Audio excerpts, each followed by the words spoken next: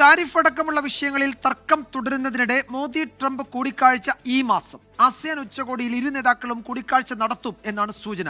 അതേസമയം ഡിസംബറിൽ Russian president Vladimir Putin India സന്ദർശിക്കും.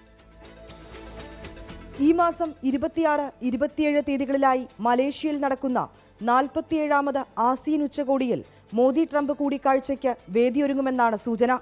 അമേരിക്ക ഇന്ത്യയ്ക്കുമേൽ അധിക തീരുവ ചുമത്തിയതിനു ശേഷമുള്ള ആദ്യ കൂടിക്കാഴ്ചയാകുമിത്. നേരത്തെ G7 ഉച്ചകോടിയിൽ കൂടിക്കാഴ്ച നിശ്ചയിച്ചിരുന്നുവെങ്കിലും നടന്നില്ല. കൂടിക്കാഴ്ച സംബന്ധിച്ച് വിദേശകാര്യ മന്ത്രാലയം ഔദ്യോഗിക അറിയിപ്പുകൾ നൽകിയിട്ടില്ല.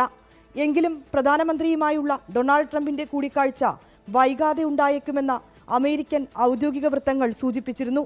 ഇന്ത്യയും അമേരിക്കയും തമ്മിൽ വ്യാപാര കരാറിലടക്കം വൈകാതെ ധാരണയുണ്ടാകുമെന്നും US വ്യക്തമാക്കിയിരുന്നു.